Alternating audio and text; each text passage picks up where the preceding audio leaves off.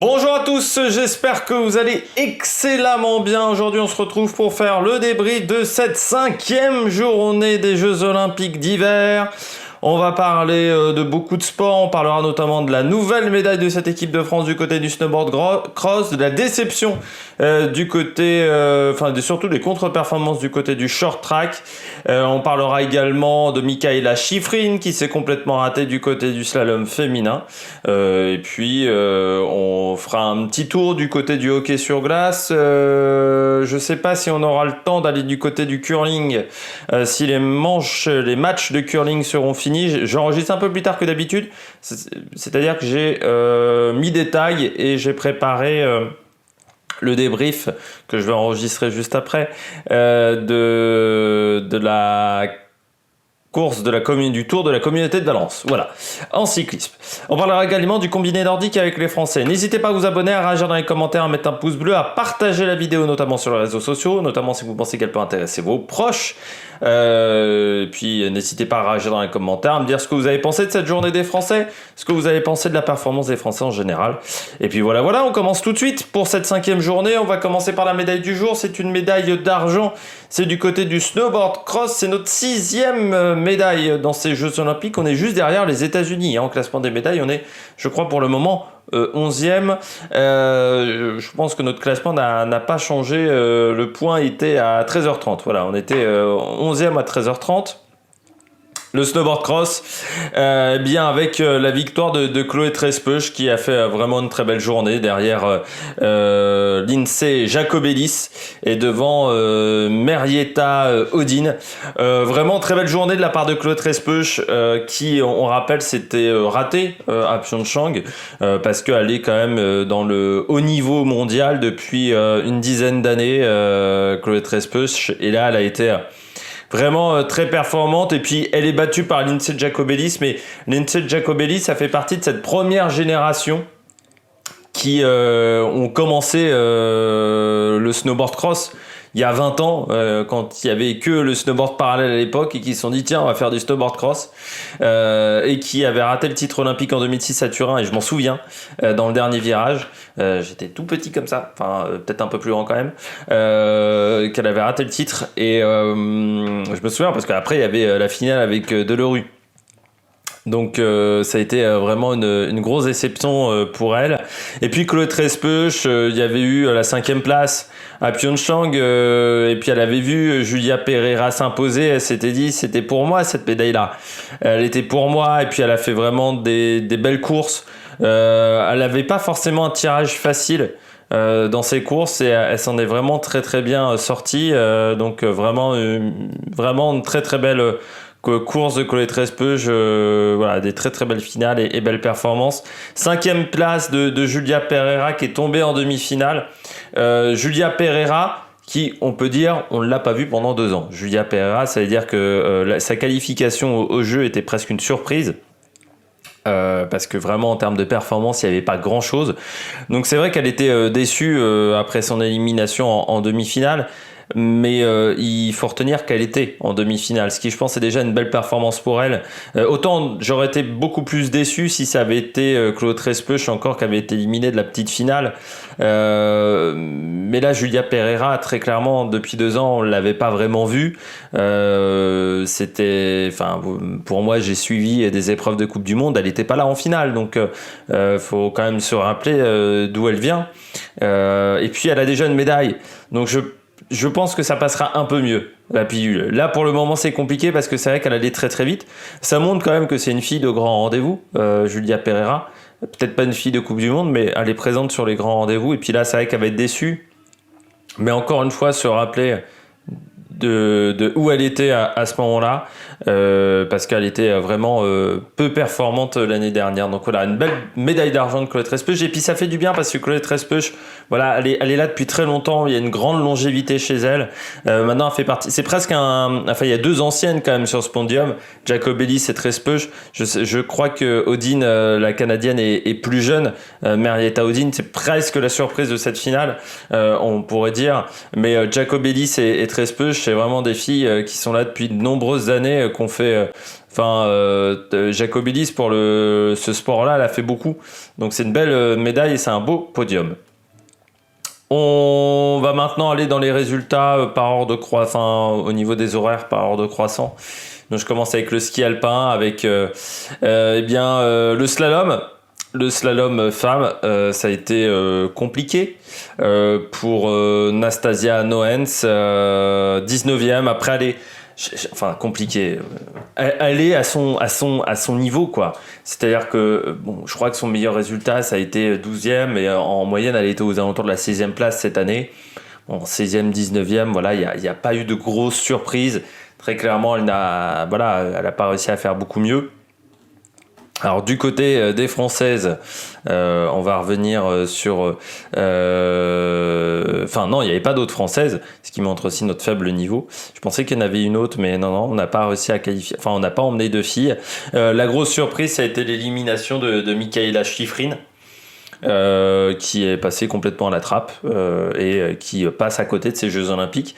C'est pas la première fois qu'elle passe quand même un petit peu à côté de ces Jeux Olympiques, Mikaela Shiffrin. C'était même un peu l'interrogation que je me posais par rapport à Shiffrin, si elle aurait cette capacité un petit peu à passer au-delà de cette déception qu'elle a eue de nombreuses fois au niveau des Jeux Olympiques.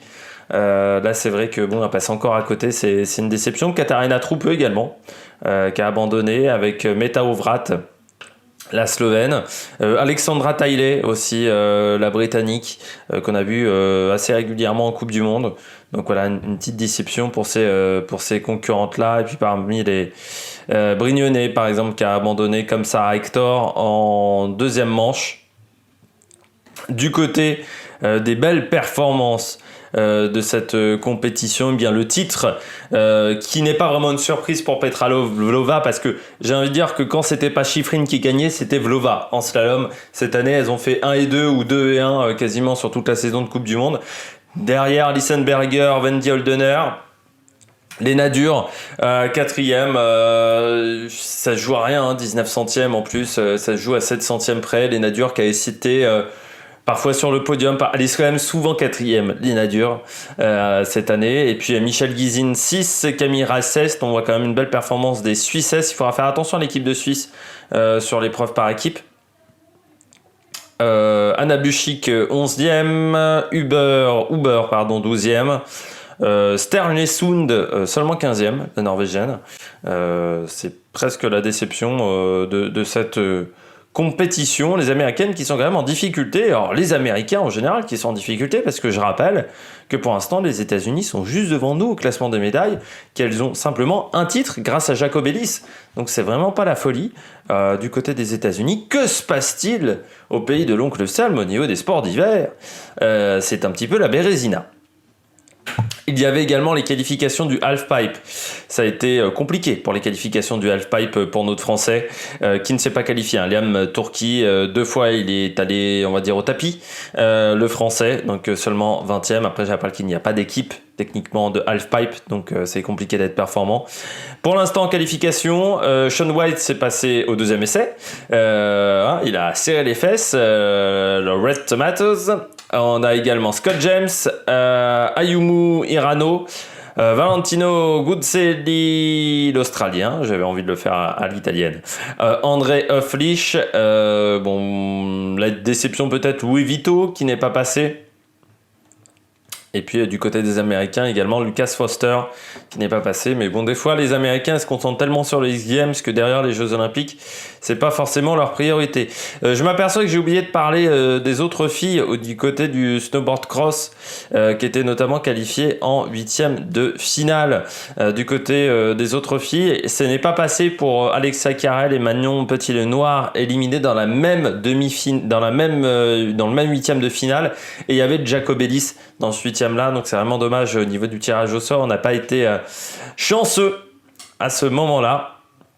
On peut noter également la surprise, c'est de voir Charlene Banks qui n'a pas de médaille, la Britannique, elle qui est aux avant-postes très souvent, comme Michaela Moyoli.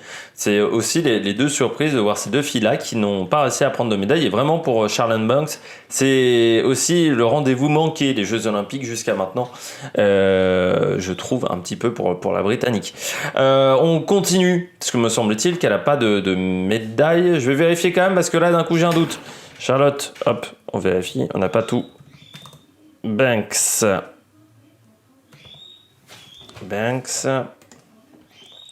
Charlotte Banks. Hop, Wikipédia. Elle a couru, je rappelle, pour la France, parce qu'on lui dit assez souvent. Non, elle n'a jamais été championne olympique. Non, parce qu'elle était 7ème du snowboard cross, donc c'est vraiment un rendez-vous manqué, parce que c'est une fille qui a déjà été championne du monde, qui a remporté aussi les mondiaux 2001, 2021, donc vraiment grosse déception du côté de Charlotte Banks. On poursuit du côté des Français avec le combiné nordique. Il y avait l'épreuve individuelle. Ça a été compliqué pour les Français. Ils ont été à leur place. Voilà, devant, on n'a pas vraiment de surprise. Un Allemand devant un Norvégien, un Autrichien. Même si Frenzel n'était pas là, même si pas Ridzek, l'autre Norvégien était pas là. J'ai oublié son nom. Rieber, voilà, était pas là. On a Geiger, qui est peut-être un peu la surprise du côté des Allemands, parce que c'est vrai qu'on aurait peut-être, on serait peut-être plus attendu à voir Ridzek que Geiger devant, et puis Grabach et Greiderer aussi qui s'impose devant Lamparter, la bagarre entre les Autrichiens. Il n'y a pas vraiment de surprise au niveau des avant-postes, au niveau des pays qui sont présents aux avant-postes. Peut-être la contre-performance de Watabe, surtout pas très rapide sur les skis, Watabe, mais c'est quand même une piste qui est compliquée. Matteo Beau finit 18ème, ce qui est plutôt une belle performance pour le jeune français. Voilà, il finit à 2 minutes. Et puis Laurent Mullet-Thaler a fini 28ème, c'est un petit peu une déception, on l'aurait plutôt attendu dans le top 15. Et puis Gaël Blondeau qui a sa place aussi 31ème. Devant quand même Alessandro Pittin, l'Italien qui a été une référence à une époque, c'est plus vraiment le cas. Il y avait un autre Français au départ, mais qui a été disqualifié. J'ai oublié son nom bien entendu, on va revenir, hop, combinaison normale, voilà, la disqualification, faut que je revienne tout en bas, de Antoine Gérard, voilà, qui a été disqualifié. Il avait un trou dans sa combinaison, ce qui est interdit, tout simplement. Donc voilà, il a été disqualifié, on a fait respecter le règlement à la lettre, on ne déconne pas avec le règlement. Je continue avec le short track, la Bérésina continue du côté du short track avec 2 éliminations en quart de finale chez les garçons du côté du 1500 mètres pour Quentin Fercoq qui a été gêné par une chute et Sébastien Lepape qui n'est pas passé non plus, qui est tombé. Donc là, déception quand même pour Sébastien Lepape pour le moment. Les Jeux Olympiques, c'est un peu la Bérésina. Et chez les filles, pareil. Gwendoline Daudet ne s'est pas qualifiée, un peu courte au niveau fraîcheur physique. Et élimination également de Tiffany Huot-Marchand qui a été pénalisée. Pour moi, la pénalité ne se discute pas. C'est-à-dire qu'elle gêne quand même. Son dépassement est gênant pour ses adversaires. Donc pour moi, il y a la pénalité s'applique totalement. Du côté du 1000 mètres femmes, on va regarder tout de suite le classement. Non, ça ne s'est pas encore déroulé. Oui, non, ça ne s'est pas encore déroulé. J'ai été peut-être un peu vite pour le 1000 mètres, qui ne s'est pas encore déroulé. Par contre, pour le 1500 masculin, ça, il y a eu la finale, parce que je l'ai vu. Et la finale, victoire de Wang Dae-eon devant Steven Dubois et Elie Stratov. Elie Stratov qui est un concurrent assez régulier de la Coupe du Monde, le russe. Steven Dubois également qui est là depuis de nombreuses années. Et la surprise, ce sont que les deux Hongrois, Showang Liu et Sandor Liu Shaolin, ne sont pas passés. On finit hors du podium, en sachant qu'ils étaient 10, ce qui était un record pour cette finale, tellement il y a eu de repêchés après les demi-finales. On passe aux autres épreuves de la journée, les autres finales, on pourrait dire, de la journée. Il y avait du big air chez les hommes, titre pour Birkerud, le Norvégien, avec un score quand même de 187,75 sur 200 possibles. Donc c'est vraiment très fort, il a fait notamment 95,75 sur son premier essai. Il s'impose devant Colby Stevenson avec un score de 183 et Henrik Harlaut, le Suédois, qui s'impose avec 181. Vraiment devant, ils ont été assez sensationnels au niveau de leur score. C'était vraiment de la belle bagarre. Le ski de fond, on en a parlé. Donc on termine avec la luge. Parmi les autres résultats, il n'y avait pas beaucoup de finales aujourd'hui. C'était une journée un petit peu calme. La victoire pour la paire Tobias Wendel et Tobias Hart en 1,56,554 au cumulé des deux descentes devant une paire allemande, Tony Egert et Sacha Benekton, et Thomas Teu et Lorenz Kohler. Je rappelle que ça soit du côté du bobsleigh ou du côté de la luge, ce sont vraiment des spécialités allemandes, ces disciplines-là. Donc c'est à peu près normal de les retrouver du côté des avant-postes. C'est vraiment pas une surprise de les voir devant. On continue, donc luge c'est fait, puis short track j'ai fait aussi, donc on a fait tous les résultats de la journée. On passe au sport collectif. Du côté des sports collectifs, le hockey sur glace, ça c'est fini. Hier soir, voilà, on avait 2 tours préliminaires pour les femmes. Il y avait le match Suède-Danemark, victoire de la Suède 3-1 sur le Danemark, et la Finlande s'est imposée 5-0 sur la Russie. Les 2 matchs avaient lieu à 21h10. Je vous avais donné des résultats qui étaient provisoires. Pour le moment, il y a le hockey sur glace, victoire de la Russie sur la Suisse, ça s'est vraiment joué d'un rien. Le match a été diffusé en direct sur France Télé, donc je peux vraiment vous le dire. La Suisse qui a énormément tiré, mais qui n'a pas trouvé la faille face au gardien russe, et le gardien suisse qui ne s'est trouvé qu'une seule fois. Un match vraiment de gardien. C'était un match très intéressant, très plaisant, et pour le moment, le match n'est pas encore fini, mais le Danemark mène 2-1 face à la République tchèque. Du côté du curling, on a déjà 2 résultats du côté du tournoi homme, avec la victoire de la Suède sur la Chine 6-4, victoire du Canada sur le Danemark 10-5, et pour le moment les États-Unis et la Russie sont à 5 partout, et la Suisse est menée 6-4 par la Norvège, mais je vous donnerai les résultats demain, les résultats finaux de ces rencontres. On passe au programme de demain pour cette vidéo, du côté vidéo qui va être un peu plus courte que les autres, j'ai l'impression. Programme de demain, eh bien on aura le curling avec le tournoi femmes qui va débuter. Il y aura également le halfpipe femmes en snowboard à partir de 2h30 du matin du côté des qualifications. Le skeleton homme qui démarrera à 2h30 du matin. Normalement, on dit que c'est le vendredi, le jour de skeleton du côté des Coupes du Monde. Mais là, aujourd'hui, ça sera jeudi.